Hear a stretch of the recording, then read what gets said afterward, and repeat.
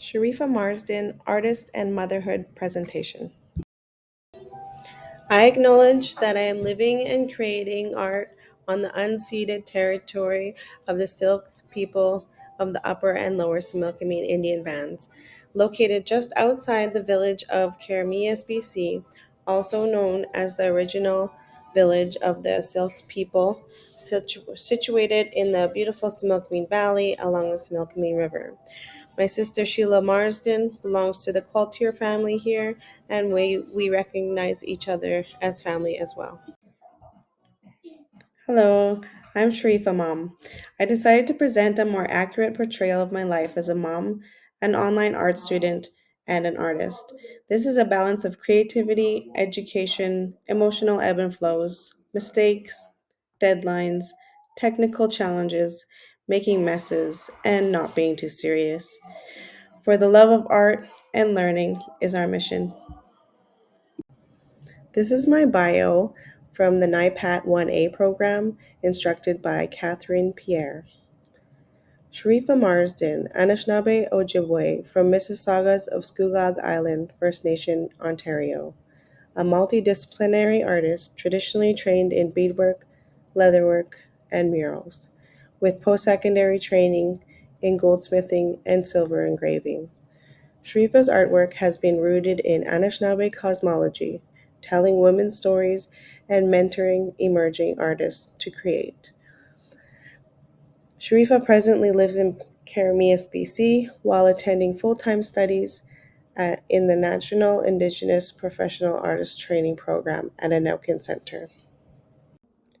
This is my 3D drawing process from the Art 100 class taught by instructor Cynthia Jim.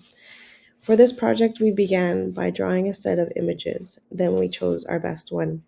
I chose the bear, drawn in woodland style. Next, we were asked to find an artist that draws 3D style and critique a piece of their art. I chose Indigenous artist Sean Hunt because I admire the realistic details of his characters while his images are culturally rooted. Finally, we were to recreate our drawing in a 3D style. This was a challenge, but it pushed my boundaries of drawing and creativity. I'm happy with the outcome of this process. The meaning of the bear symbolizes bravery, one of the 7 grandfather teachings. This is for the Art 100 class 3D sculpture, instructed by Cynthia Jim. During this process of the cardboard sculpture, both Hunter and I built and rebuilt the structural foundations. We had so much fun trying to tackle the sculpture process. Later, I decided I needed to be innovative and create a piece that I could hang on the wall in order for it to survive. So I decided to create a shadow box style sculpture. With the 7 grandfather teachings, the bear represents courage. We need to learn to have courage to face our challenges and to behave with honor and humility. It also teaches us to have courage to protect our children with fierceness of a mother bear. This is from my Creative Writing 160, instructed by Karen Olson. This is a excerpt from my Heartberries paper, and here it goes. In Anishinaabe culture, the heartberry is a traditional food.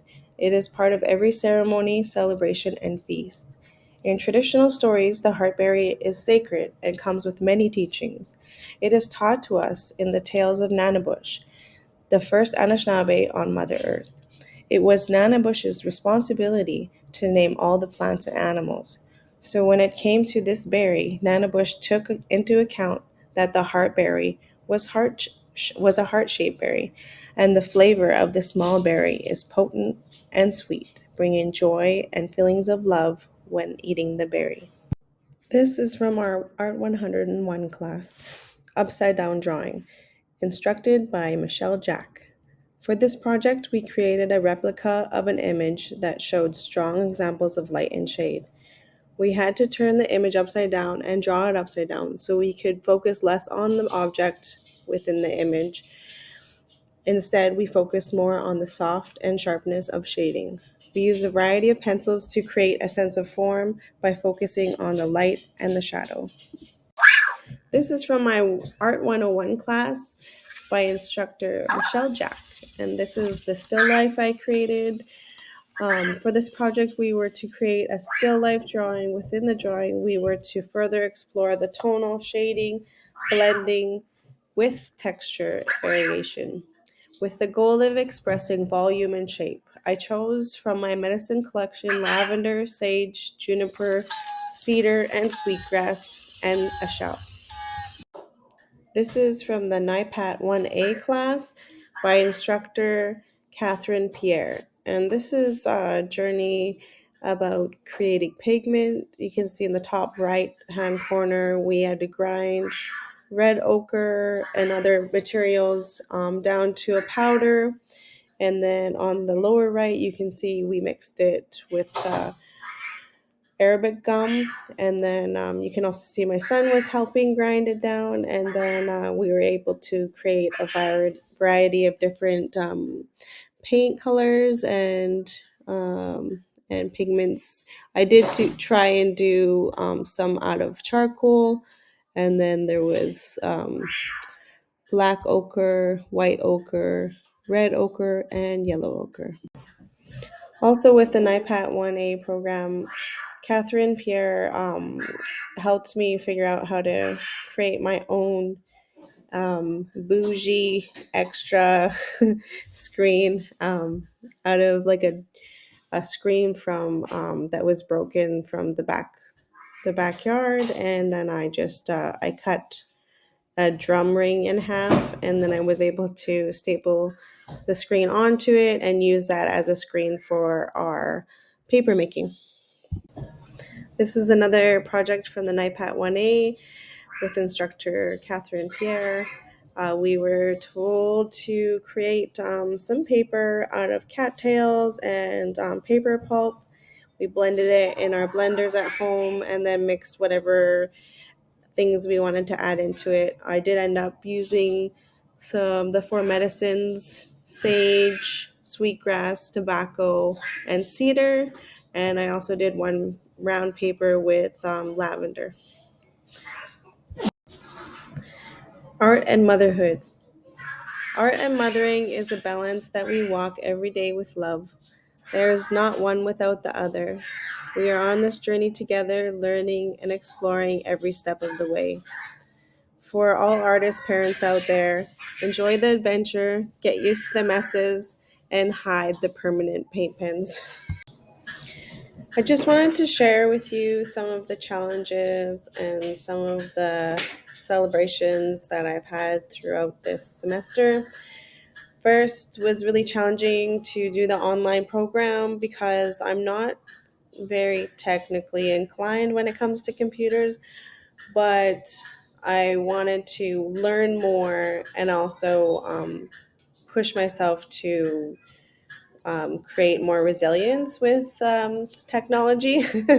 and and it turned out that I got to pick up things very quickly, and I was able to learn about the Zoom and where to find all the links and finding all my courses and assignments. I slowly learned how to do that, and by the end of the semester, I was really confident and I can understand like the whole um, program, how it works online, and where to find and hand things in.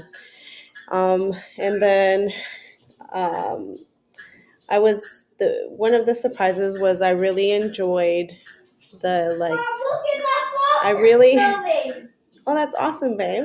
I really enjoyed all the projects, especially like the creative hands-on projects. It really, that's just kind of where I shine, and I just really enjoy every step of it. I did actually find that writing is like the one thing that I'm most challenged at, but I ended up really enjoying the subjects that we had covered in the writing, and I'm actually learning to focus a lot more of my art and my why I create um, in my writing, and then focusing more on my cultural practices within the writing, which was really awesome. And yeah, thank you very much, and I look forward to next semester. I want to give gratitude for my father, sisters, brothers, nieces, nephews, aunties, and all the little ones in our family.